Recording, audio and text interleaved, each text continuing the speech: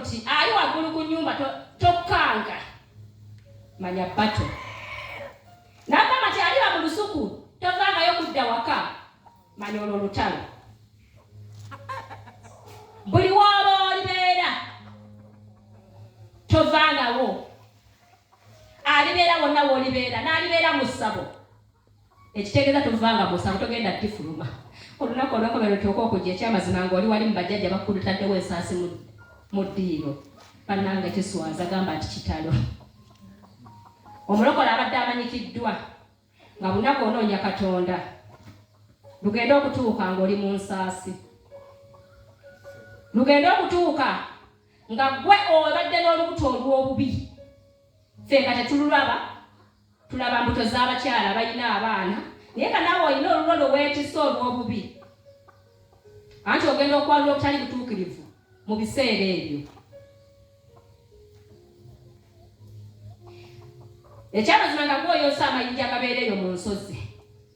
Brother Simon ono yasangako ku bantu, naye oba okyabajjukira, olina abantu wasangako emmanga eyo, ng'abakyala bali bambadde, mama sisa bamanyi naye sijja boogera, nga beesibye embugo zaabwe.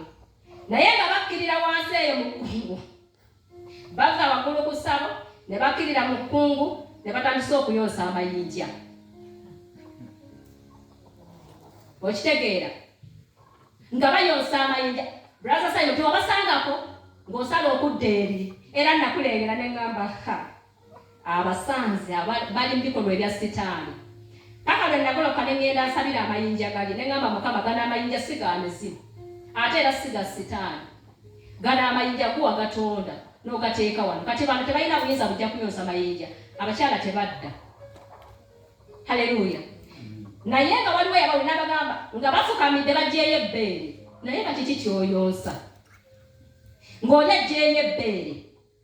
Naye nga bagamba jajja obugagga obuli mu kifo kino. Jajja byonna tubyetaaga. Jajja tuzze wano. Tuzze kunoonya bugagga naye nga buli mu mayinja. Bannange tulokoke mu linnya lya Yesu.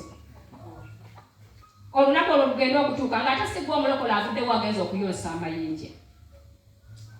Nga si gwe omulokole agenza okudda eri okweraguza nti nze obugagga bugabi n'ebya Katonda bigaanyi. Ebyo bigenda kutuuka ow'oluganda.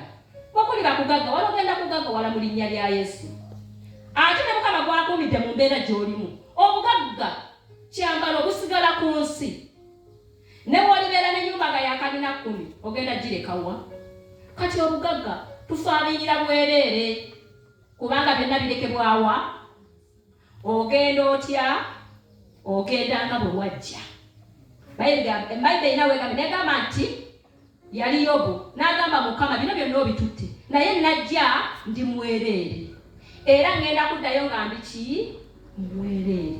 Kati bino byonna bitumaliramu bwereere kubanga teri muntu kimutambuza agenda mu ssabo. Abasinga bagenda kunoonya bugagga.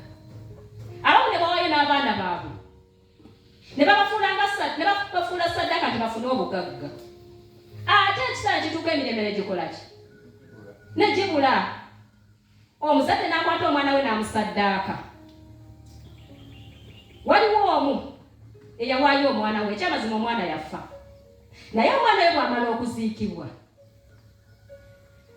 n'atambula mishoni ye gye yali akola, ekyamazima yo yayisawo, omwana we n'aziikibwa.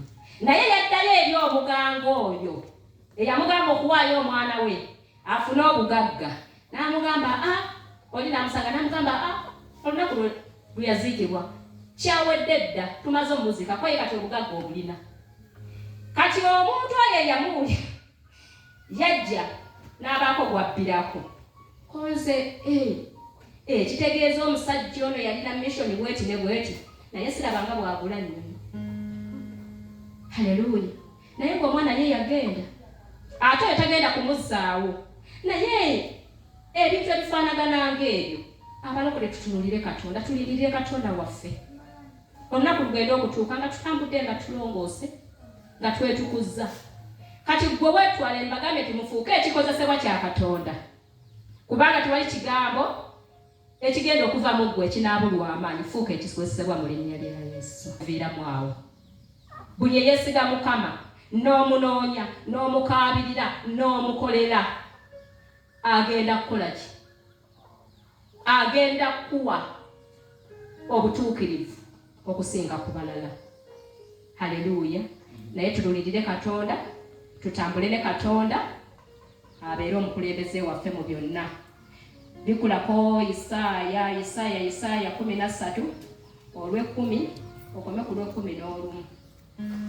13 olw'ekumi. Kubanga emmunyenye ez'omu ggulu n'ebibiina byazo tebiryaka kwaka kwabyo, enjuba erizikizibwa ng'eva